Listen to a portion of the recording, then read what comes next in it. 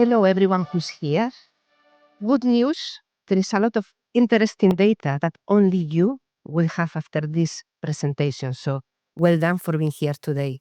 And thank you, Michal, for coming here from Google to speak about partnerships. My pleasure. So let's start with the state of the industry. What is happening in Eastern Europe and what is happening with connected TV? I'm Aguete, head of research at Omdia. We connect the dots across everything, media technology, we do data insights consultancy.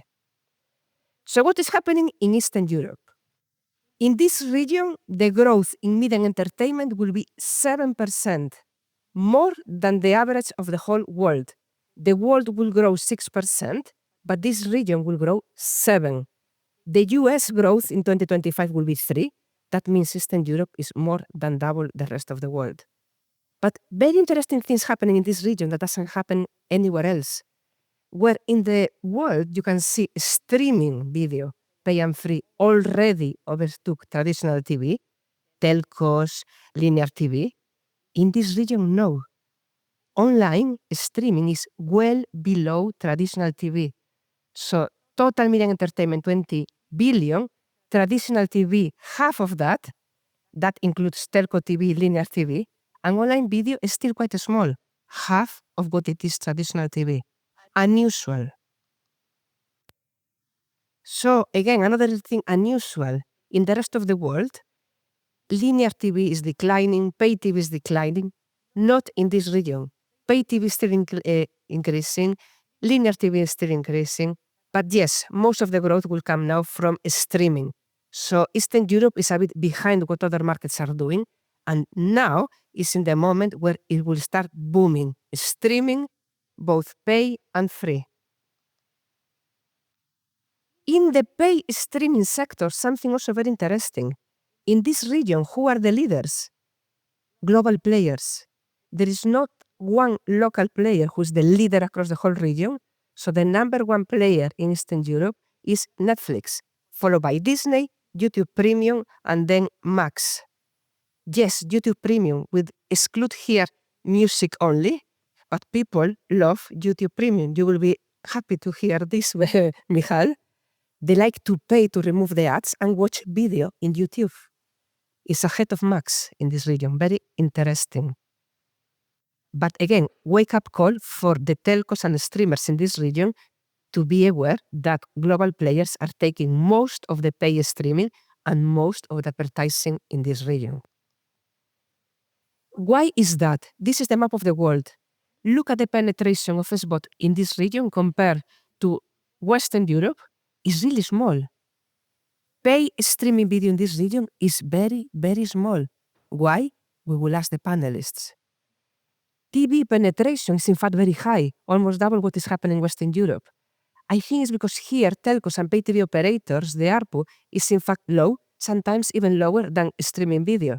But there are many other reasons that I would like to discuss with these panelists. Why SVOD penetration is so low versus pay TV that is very high? Because things will change in this region as well. Pay TV will start declining, SVOD will start increasing, and if the local players don't take action, it will be, again, the Netflixes, the Disneys, the YouTubers, the ones who will take most of this market. What is happening in the advertising space? I'm going to focus on what is happening in the main TV set in your house. Globally, it's not a surprise if I'm telling you linear TV advertising is declining and is moving online. Connected TV revenues is on the rise. This is globally around the world. Linear TV declining, budgets shifting to connected TV. So you see again, here in purple, linear TV, in pink, connected TV revenues, the digital revenues in the TVs. Very soon, the pink will overtake the purple. The good news is the revenues on the TV, call it connected TV, call it traditional linear TV, is increasing, meaning thanks to digital, there are new advertisers that are coming into this space. So it's not just shifting from one to another. New players, new advertisers are here. In the US, the things are even more dramatic, and connected TV, those linear advertising revenues, will overtake linear TV in 2028. So again, connected TV is really, really huge in the US, and it will be in the rest of the world. What about here? Do you think connected TV revenues are very high in this region? Tiny, really, really tiny. And most of the revenues are for Google, YouTube. But he's coming here to find friends, to help broadcasters in this region, to help you generating revenues. Thank you, Michal.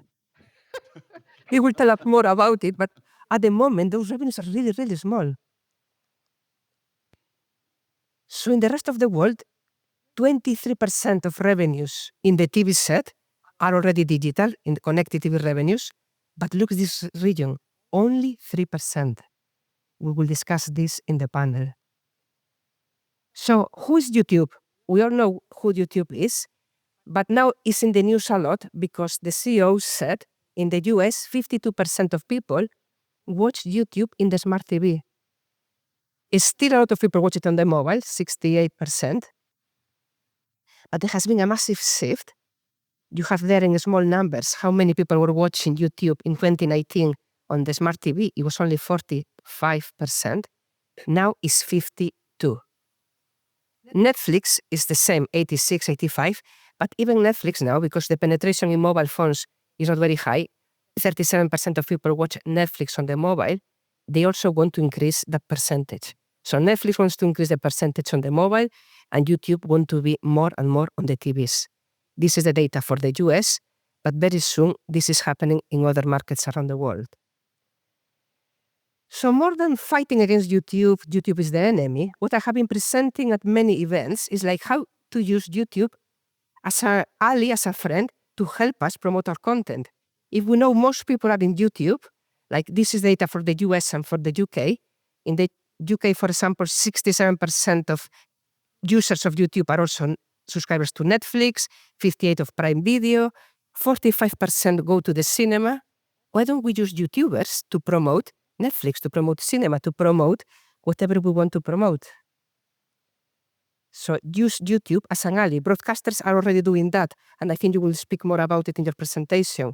In the UK, Channel 4, all the players that they thought YouTube was the enemy, now they're putting content in YouTube. Finally, who owns the consumer these days? We will speak about operating systems. We have VIDAA in the panel as well. At the moment, it's Android, it's Tizen from Samsung, it's WebOS from LG that they have most of the market. But then the fourth biggest player is VIDAA. And which role will these players make? Which role Samsung, the brands, the tvOS will play in this? Thank you very much. And now, Michal, are you a friend? What are you doing in this region? Obviously a friend, only a friend. Thank you, everybody. All right. So I'm Michal Stefanski. I lead our sell-side monetization partnerships in Central Eastern Europe. What that means is we work with broadcasters, news publishers, and also app developers to help them fund their content with ad tech and our programmatic systems.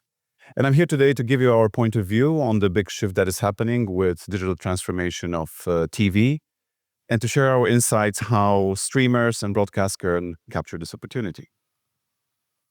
So does this look familiar to anybody of you? Okay. So a bit of 70s, 80s people here. So I'm not alone. So I'm an 80s kid myself. In those days, TV was in the main focal point of the living room. We had probably 4 channels. There was Dallas, Dynasty there, maybe some Venezuelan soap operas as well. And maybe sometime, when there was a World Cup, everybody would get together, the whole family, and watch television. Yeah. So no multi-screen, no ability to personalize, not too many distractions, but also people probably spending more time outside. Nowadays, of course, people don't watch the same way content. Yeah, the attention is fragmented. People watch what they want, when they want, where they want it. But old habits don't die quickly. TV is absolutely still strong, but basically the world has changed dramatically. Yeah, and broadcasters are now trying to reach users in a very fragmented ecosystem. So what does the data tell us, and how things are moving in terms of shift from spend from TV to digital. I took some data from the Western markets. Unfortunately, the data pool was too low to make it relevant. But on the left-hand side, you see the TV revenues versus online revenues on the right-hand side.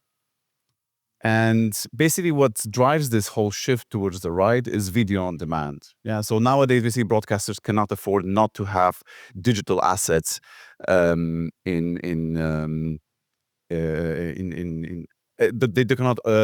need to own digital assets basically to capture this opportunity. COVID accelerated the shift. We estimate by roughly 4 or 5 years, there's a slight bump of 30%. And this continued to accelerate even when people stopped watching TV as much as they did during COVID times.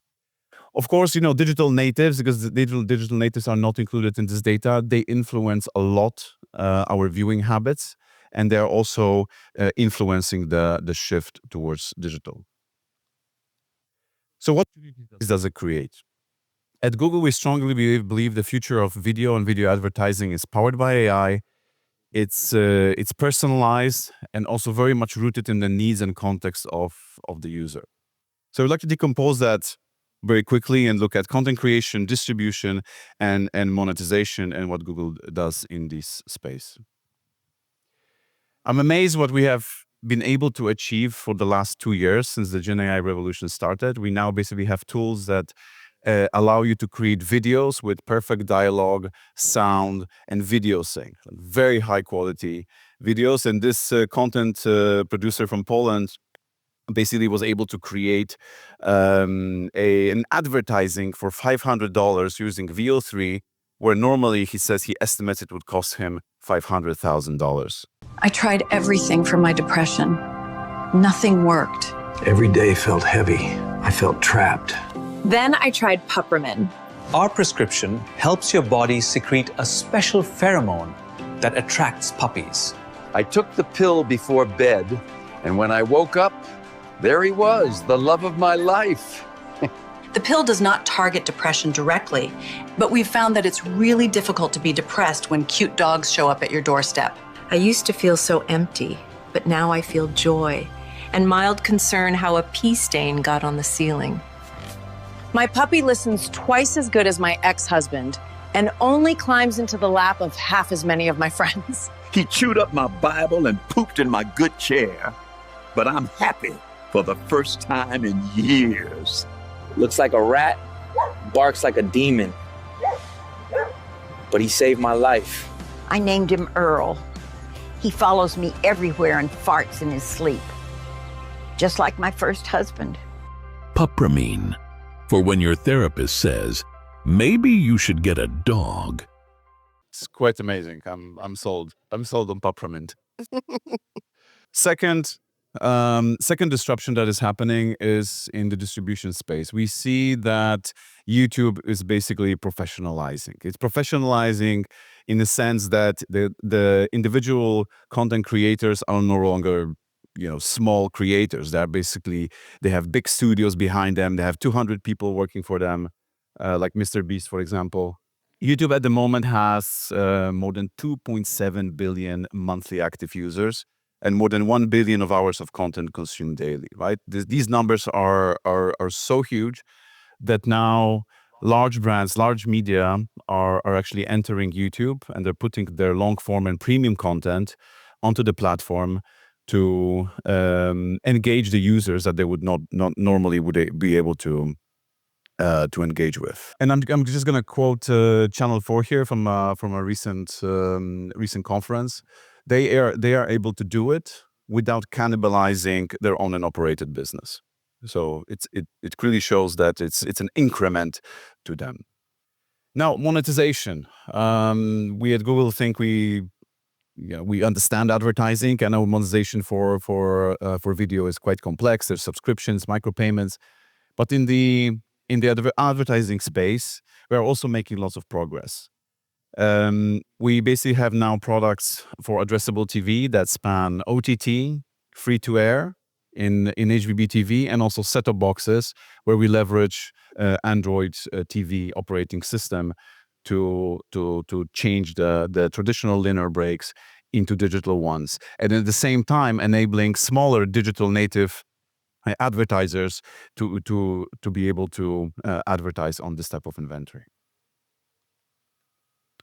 So one of the developments that we've done in dynamic ad insertion is called server-guided ad insertion. So, the traditional dynamic ad insertion is quite well known. It's basically server-side ad insertion or manifest manipulation, but it's very rigid. So you have to show content and ads and then content in a sequential fashion. Yeah, with this solution, you basically are allowed to treat content and advertising as a canvas. Yeah, and you can play around with different formats to create more engaging experiences. And we partnered with TO Player to deliver SGAI experience on the NFL recently, and I'm going to show you a demo. Okay, so here we are watching the NFL. There's going to be a touchdown, and now you will see a squeeze back format. It's basically a transition when you zoom out from the content, you zoom into the ad, creating an engaging experience for the user. You will see now a squeeze back into the content in a moment. Once we're done with the great pixel ad. Okay. And we're back. In a moment, you will see a double box format. It's going to be a very engaging format. There we go. Especially in moments in sports where the players need to compose themselves, for example, where there's a penalty, for example. It creates also a very strong brand exposure because you're pretty much sure that the user will watch the ad while the content is playing at the same time.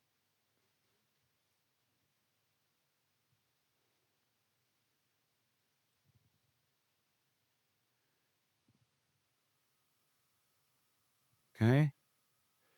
And for the last experience, it will be a combination of L-shaped banner with also a QR code for even more engagement and the ability to drive conversion. So we believe basically that this format, and you can also already see it in YouTube quite frequently at the moment. This will be basically the future of how we deliver addressable TV advertising on OTT streams. All right, so what's at stake for the future? Self-driving ads. We believe that as digital and linear converges, the needs of the users will also be changing. They will be requiring a seamless experience across the different devices that they are watching. And this also creates a huge opportunity for broadcasters to reimagine how they treat advertising. So they treat the advertising not basically as an interruption for the content, but an engaging experience for the users in a format where they can interchange different components of the ads and create a better experience for the user and drive more engagement to their platforms. Thank you. Thank you, Michal. You can come here now. And I'm going to call the other panelists to come on stage. Denis, Inga, Karina, Lucyna, please join me in this panel, please.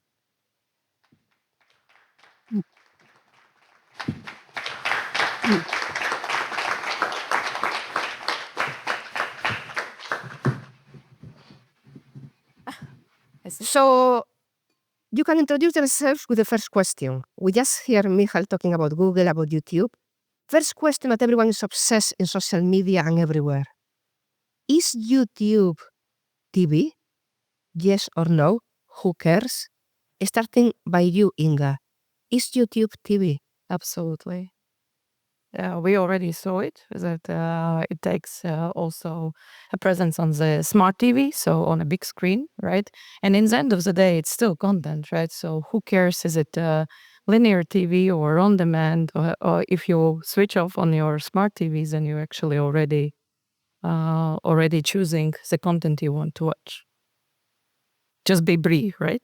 I agree, fully agree with Inga. And if you don't mind to say a couple of sentences about what is your role right now, all of you. So, Inga, what is your role right now? Okay, we'll be trying to be quick. I'm bringing two hats. So I'm founder and CEO of my own foresight strategy and digital transformation agency. But my biggest hat at the moment, I just recently joined the public broadcaster in Latvia who legally merged radio and TV. And my responsibility is to drive audience and digital first organization. Karina, what is your role at Rakuten, and is YouTube TV or not? Of course, YouTube is TV. For many people, it doesn't matter what kind of platform they use. They just watch video, and we should probably call it altogether TV. What we also think Rakuten TV is also TV. I'm responsible for partnerships and business development in C in Benelux for Rakuten TV. Thank you, Karina. Now, Denis, I have VIDAA in one of my charts. Yeah, so my role at VIDAA is editor-in-chief. I take care of everything that is on the platform, all of the content that is on the platform. And the question is YouTube TV, WTF? Yes, when you consume it on the TV, everything that you consume on the TV is TV. But if you consume it on the phone, then it's phone streaming app, I guess. I think for me, the question is, where are you consuming content? If you're consuming it on the big screen, then it's for sure TV. What do you think, Lucyna? Maybe the obsession about YouTube is TV or not is to do with CPMs, advertisers, because premium content providers get pissed off with YouTube. What do you think, Lucyna? Is YouTube TV? What is your role at Nielsen? Yeah, so maybe let's start from my role. I'm leading the Polish branch of Nielsen in terms of audience measurement. And answering the question, let me argue with that. If YouTube is TV, let's start from the basics. What is the TV definition? Yeah, and in my opinion, the definition of the TV is the mainly professional produced content. No matter where it is watched, finally, if this is watched on mobile or on TV screen, but this is the professional produced content with the ownership of TV brand, which is not YouTube case. The YouTube, I would say rather, is a distributor, the kind of the distributor for professional and unprofessional producers. So in my opinion, this is not TV, but this is the distributor also for TV. So 3 yeses, 1 no. Michal, what is YouTube? For me, it's TV evolved. That's basically the answer, right? I mean, it creates so many opportunities to different ways that you can watch content on demand, engage in communities, so reach different demographics. Now everybody watches YouTube nowadays, right? So it's again it's TV, but in the sense that people are consuming content from it, but it's TV evolves. Were you surprised when I said YouTube Premium in this region is more popular than Max? Were you surprised so many people are paying for YouTube Premium here in Eastern Europe? Yeah, I think it's related to the big reach that we have. Yeah, so even I'm not sure what the percentage are of YouTube Premium. I'm not sure if it's a public data, but I'm not surprised. Yeah. It's just we have a huge reach, and even with a smaller percentage, the numbers are huge. Another thing that when I was preparing this deck, I was very surprised is how tiny connected TV revenues are in this region. Only 3% of all the revenues on the TV screen are digital. Most is still linear TV. Yesterday, when we were preparing this panel, we had a guest who joined the panel, who knows a lot about the region, and is here today. His quote was, linear TV is growing, connected TV is very low, because brands and advertisers in this region are very lazy. They don't know how to advertise in linear in the digital world, so they do what they know, linear TV. Do we agree with this guest speaker who's here in the audience today that advertisers in Eastern Europe don't know how to make money in the connected TV world? I'm going to start with you, Karina. Oh no, I disagree. I think that advertisers are really smart people, and they are still using media mix in spending their money. And it's not a time anymore when everyone could be very generous and spends money like not looking for numbers. There are also other digital media which are very effective, and they are using that, and it just it can be sometimes cheaper to use traditional TV to have a huge reach, but it should be combined with digital ads, with using Meta, Google, or smaller or regional, local media to have a reach to all age range, from very young people to older people. You need to use a mix, and I think that Lucyna will agree with me. She has a huge knowledge about that. Yes, I would agree. And maybe I can add that I wouldn't name advertisers lazy. They are always focused on efficiency. And in Eastern Europe, still the streaming video is more expensive. The streaming video ad is more expensive than the TV ad. And in the same time, like for example, 1 minute, TV is still delivering the higher reach than even the master format of YouTube. At the same time, most of the revenues in digital, now they're going to Google. So something needs to be done.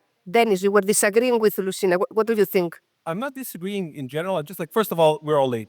Let's agree on that. Humans are always busy, right? So that's our personal trait of everyone.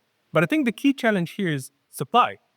There's no real big AVOD players in this market. You have Rakuten. You guys are doing a good job. But like Europe is still very much SVOD, especially Eastern Europe. It's SVOD. SVOD is cheap. It's not expensive. So there's no really incentive to go down the AVOD way. And when you were saying also about the prices, yes. But overall, for me, the only cost in advertising is eyeball. How many eyeballs I can deliver. And for me, it doesn't make any sense that if eyeballs are delivered by a stream or via terrestrial TV, that if we equalize, let's say, GRPs versus CPMs, the cost of the same eyeballs, if you do a mobile broadcast, is 15 to 20 times more expensive. Yep. Right? Or I'll put it this way, the AVOD is much, much, much cheaper, which means that there's no point, there's no incentive for anyone in Europe to do AVOD. There isn't. Is there because Rakuten is launching in more countries, so why are you doing this if there is no motivation? So we believe in that region. We think it's right now, okay, we have CPM in Western Europe is much higher and we are earning more money there. But we think it's just a matter of time when it will change in CE. Baltics also, but Balkans are a very interesting region for us. It will come, and we want to be first here. I'm going back to Google and Michal, because people thought in the past that YouTube was no premium content, the creators' economy, but even these creators now, they're very sophisticated. It's not people doing videos in their bedrooms. They have production companies behind. Studios are also partnering with you. Warner in the US has lots of movies available in YouTube. So how is YouTube changing? It's no longer a platform for individual creators. It's also for premium content, but your CPMs are also still very low. Tell us a bit more about that. Yeah, so definitely, like I said in the presentation, so YouTube is definitely professionalizing, because there's just so much content available in general. Yeah, so like the number of videos that are uploaded into YouTube are just, skyrocketing. I mean, and same thing is happening, because I also work with news publishers. Same thing is exactly happening with news. And in order to actually catch the attention of users, you need to start making better content. Yeah, and also deliver this content on the platforms where the users want to watch it. So that's why we have this aggregation trend happening. So yes, absolutely. I mean, this is the natural direction that we see, and how we are helping also broadcasters to monetize on YouTube. Unfortunately, not in all countries in CE this is available, but we basically allow them to sell ads on their YouTube channels by themselves. So basically, they can partner with us, work with Google Ad Manager, and have full control how they sell ads from their own and operated inventory to their YouTube inventory, also having the same frequency frequency control and reach control. So that's a huge incentive to also, this control of monetization is a huge incentive to move more professional content to the platform.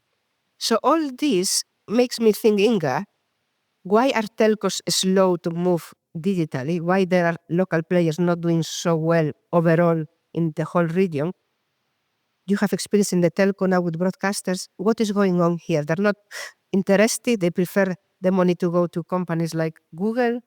Let me, answers the question. First of all, I think it's a mindset thing, so very often, of course, it's very hard to put this discussion in a boardroom when your ARPUs historically have been relatively stable, you have infrastructure advantagement actually, and looking into streaming, you have to really find a clear data. Why should you disrupt yourself? But Baltics are different. So actually Baltic markets in Central or Eastern Europe, whatever we define it, are very developed. So OTT streamings overtook already traditional pay TV streamings in 2024. And majority of OTT subscriptions in Baltic market are accounted for local players. So my maybe advice or learning from Baltic markets would be that you have to start early, because entering a streaming game is completely new game ball. So from a content perspective, what content is working there, like which device strategy you are choosing. This is my very favorite topic, because telcos mostly are trying to protect and be on set-top boxes. They say that it's controllable environment, but then they end up and wake up to connected TVs being really high on usability. And that's what we see also in Baltic countries. I have a recent data from Latvia that 61% viewership on connected TVs, not penetration, because basically all the households now have a connected TV set at home, right? But so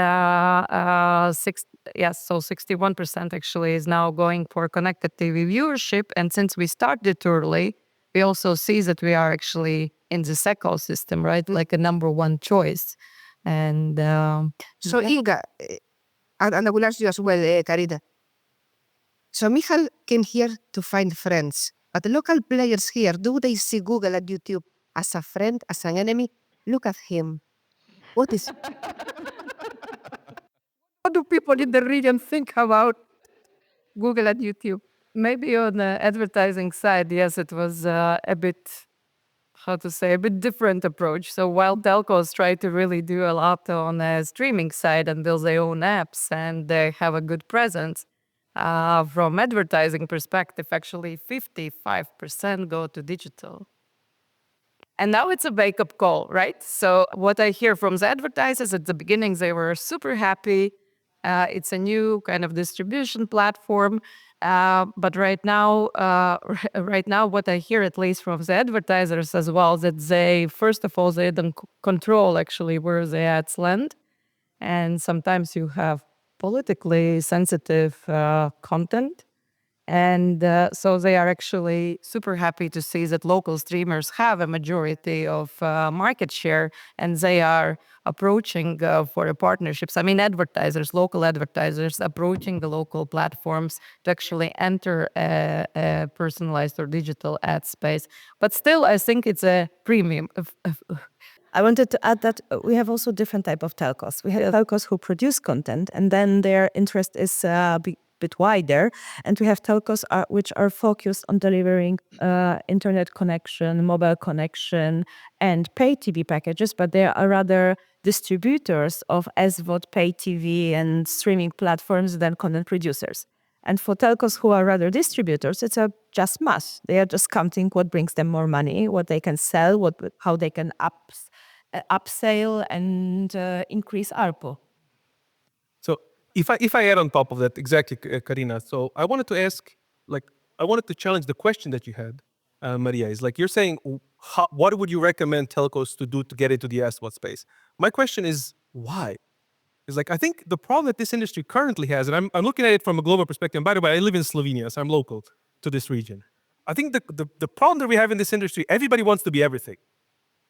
The telcos want to be content creators, they want to be content producers, they want to be ad servers, they want to be SVOD platforms, they want to be hardware manufacturers. Everybody wants to be everything. And it doesn't make any sense. We're seeing it, by the way, we're seeing it globally.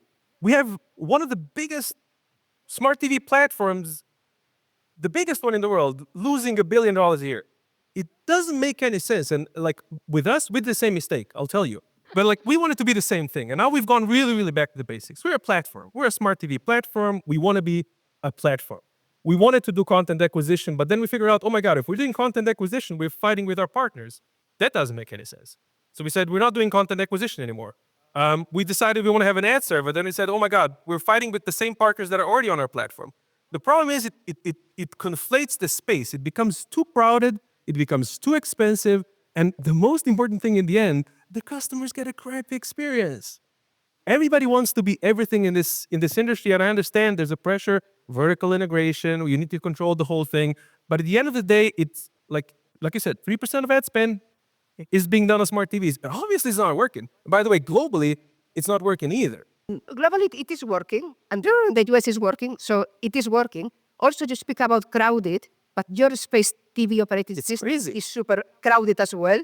So the whole world is crowded. Partnerships probably is because you are competing against Android, Tyson, and others. How do you manage to compete in that space? Why is VIDAA in this space if there are so many others? So we're in the space very simply. It's like of course, we are owned by Hisense, their majority shareholder, but we operate as an independent company. It was very clear, 2018, Hisense saw what's happening in China. They have a huge platform there. They knew that being a platform instead of making a device is where the money is. It's a shifting industry. We are going, like a TV today is what? The 65-inch TV is like $499? There's no money to be made on hardware anymore, but there is money on the platform itself, which by the way, in the past, everybody else was making money on the platform. Yeah. And now Hisense decided, with VIDAA, we want to be a platform. And I agree, it's a completely crowded space. There's so many players. Everybody feels that access to the home is the future where the money is going to be made. We are just lucky that we have a huge shareholder, which is the number 2 in the world.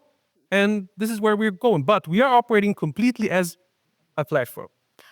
I wanted to add a little bit to telcos. Not all telcos want to be everything. And that's why we have so much discussions with telcos, because they want to focus on their core business, and we can deliver them as a partner services which are not their core business, and they can still have TVOD, AVOD, and FAST, but delivered by us. But exactly, Karina, is it easier to partner with telcos or with hardware companies? Because partnerships needs to be now with everyone.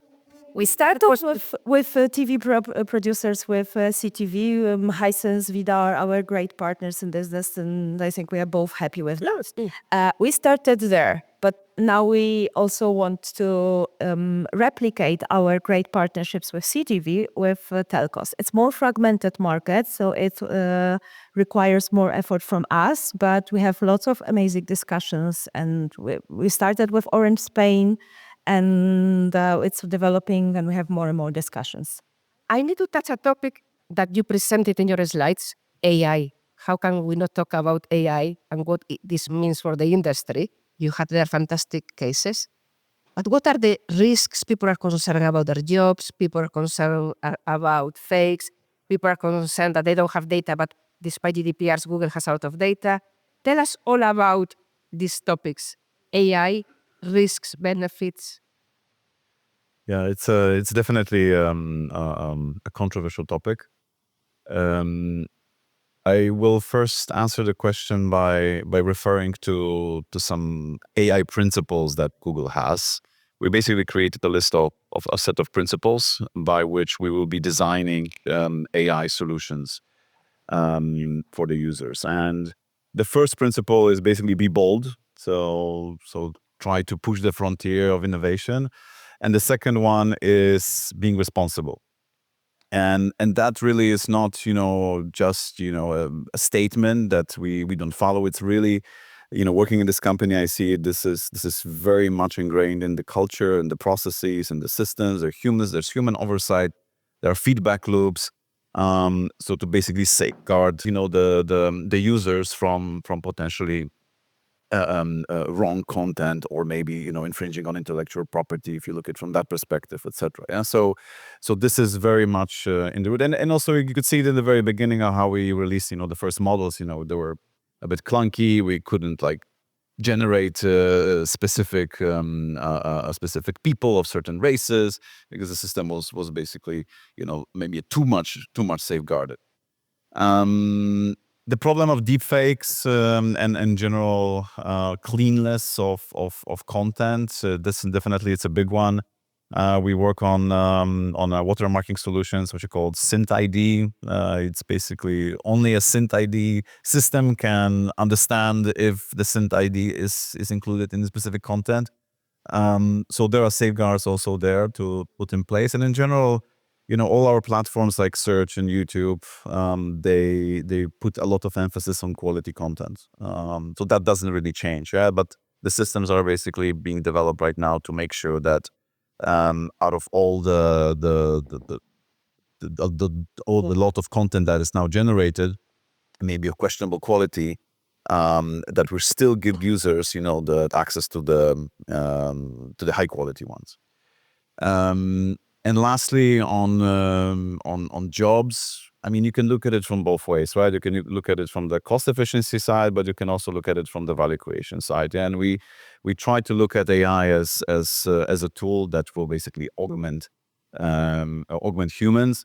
And I will quote because my kids are now going to coding classes at Google, and the programmer said basically that now we don't write code anymore. Yeah, we only refine it and modify it and oversee it. We don't write code anymore. So that's basically the change that is happening. And I notice as well, the more we use AI tools, the more, I mean, now you go to LinkedIn, everything is written by AI, everyone speaks the same, all the emails are written the same. The more importance comes to creativity. So there are lots of new roles now. We are looking for a creative director. We are looking for a creative, because I think AI, who is not using AI? I think everyone here, who is not using AI? No one. Yeah. Who's using AI to write LinkedIn posts? I don't. Okay, people are, yes. Some people are honest, the others are not, but it is true. AI is overtaking almost everything. But going back to the benefits and challenges, another challenge, I think, for in this region as well, digital being so low, is measurement. It's very difficult to know who's watching what. Apart from the big players who know everything about everyone, Google, Apple, Meta, they know what we are doing, what we're not doing. Others, smaller companies, don't have the luxury. There is not good measurements to have that information. Is this a big problem, Lucyna? Yeah, thank you for that question.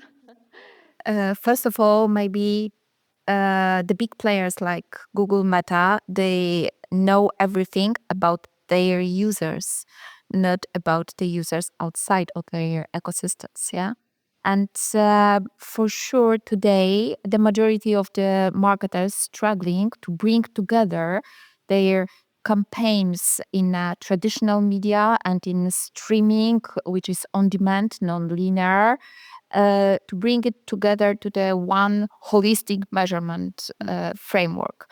And Nielsen, as a research company, of course, we are developing the solutions like Nielsen One, but this is the full of challenges because when we are talking about the digital streaming or non-streaming ads, this is not the linear, so it's not so easy to measure it in the old way. And it requires the participation of all players on the market.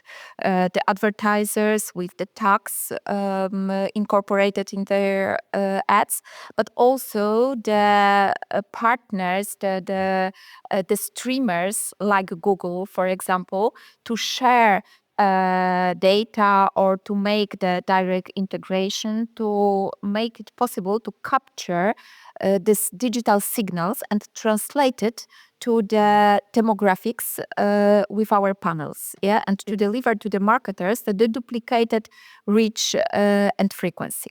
For example, with and the CTV measurement, it's even more complicated because this is the device outside of the traditional digital system.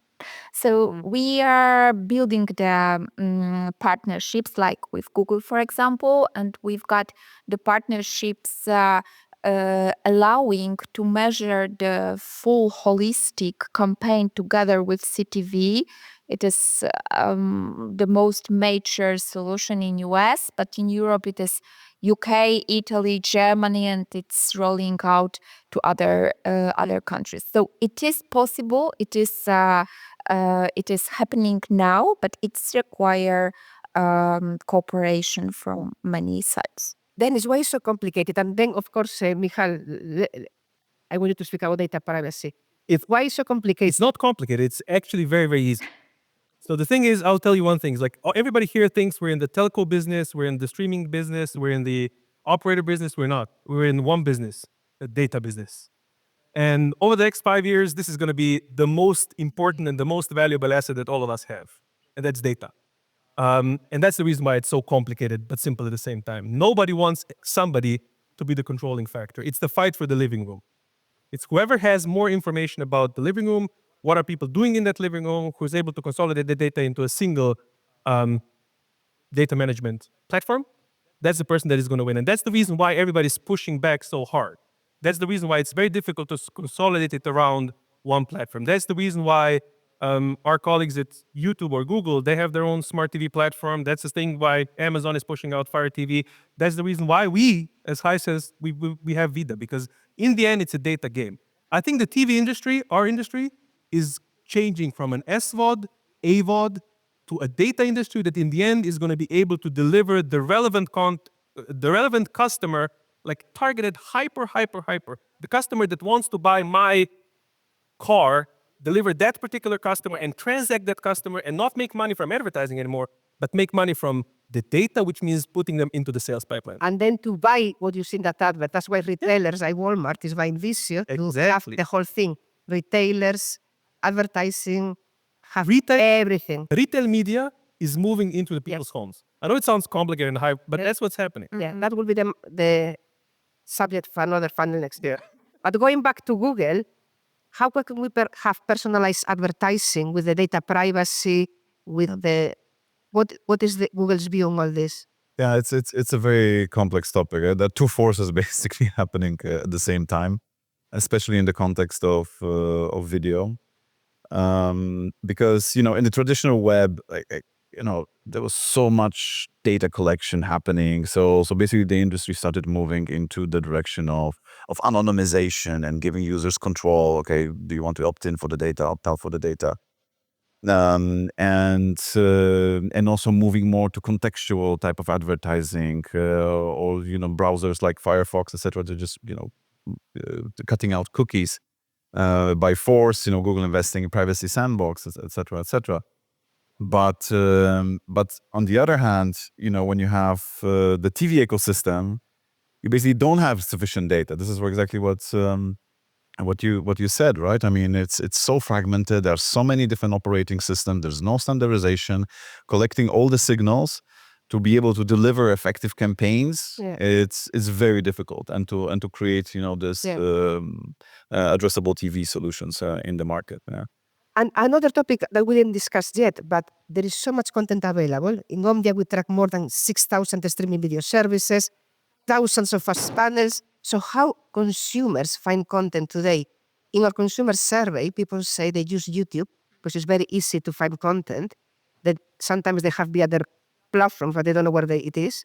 Why is so difficult to find content in the smart TV, in the connected TV world? I think, Denis, you're very passionate about this topic. There's 3 words, ego. 3 letters, it's ego. I mean, I understand it. People are investing a ton of money into creating content, and they want to have their own content inside of their own box. They want to charge customers for it. But honestly, I'm coming from the TV space, from the smart TV industry. The user experience on a smart TV today is not good. It's not good. It's applications. It's not the way people consume content. You don't go sit down and say, oh my God, I want to watch this app. No, I want to watch that show. Now, figuring out where that show is completely complicated. Everybody has their own sandbox. That's the reason why people are going to YouTube. Because it's easy. You got the search engine, you put your search box, you put in whatever you want to watch, and you watch it. They go to YouTube or to piracy. I know there is another. Yeah, that's the. Yeah, but then you have Android TV devices, and they have global search through all apps. We also have that. But the key for global is people also in this room need to understand that we are helping you. I'm the editor-in-chief of a platform. We're the only platform that has an editor-in-chief. Like seriously, we don't have a programmer. I'm the editor-in-chief. It sounds very someone that, because my role is trying to help customers navigate this complicated landscape on smart TVs. They want to watch a piece of content. Right now we have Dauphiné. I'm from Slovenia. We have Tadej Pogačar. He's cycling. I want to watch Tadej Pogačar cycle. I don't care what application that is in. But like you said, they need to provide metadata to us. It needs to be aggregated somehow. And there's got to be universal search. But that brings me back to my catch-22. Data is everything, right? Yeah.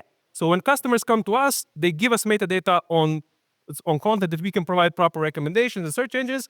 They're figuring out, oh my God, now they know what customers are looking for, and they're going to be able to use that data against us. It's complicated. It's a catch-22 for us. Yes. Dennis, I wouldn't say it's only data, because you could have amazing data, but when you don't have good content, it doesn't matter what data you have. But content is there.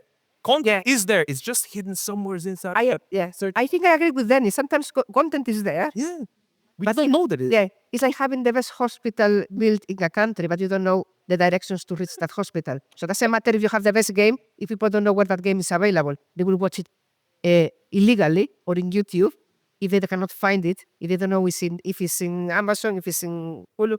So I don't think content is... I think it's complex knowing where that content is. I think we need complexity. We need data. We need content. We need nice user experience and navigation across that. We need to have affordable prices and the business models which match consumer needs. So it's not that easy that only data is king. Affordable prices, but you in this region, Rakuten, you have T-Bot, you're paying for content, you have A-Bot, and you have Fast. What do people like in this region? Do they prefer pay? Do they prefer free? Is it A-Bot? Is it Fast? Each market is different. Yeah. And content in each market, in each territory, we also have different. We have more advanced countries like Poland when we have a super strong T-Bot position. And for many studios, we are #1 client in Poland. Then we have countries like Czech Republic, Hungary, and Romania when we are still in a development but advanced phase. And we have strong T-Bot and developing A-Bot like we also do in Poland. We have strong position in Western Europe where we have everything and depends what client profile is, then they consume this or that. So it's not that easy answer for that question because each country is different and we see that. We need localized content. We need to localize it in a way which is acceptable in the territory because it's also not that obvious in some countries. So it's always... We operate European, but we each time look very locally on each country. Is language a barrier still because different countries in Eastern Europe have different languages? Is this something AI can help? But we have now only 3 minutes left. So you have 1 minute to close the panel and give advice to broadcasters and telcos how to make money in the next 5 years in this region. What is your advice in 60 seconds? Oh, it's a lot. I would still say that you have to be on connected TVs with your content proposition. And telcos' role is still super aggregation. So that's where they strength is. They have a lot of data.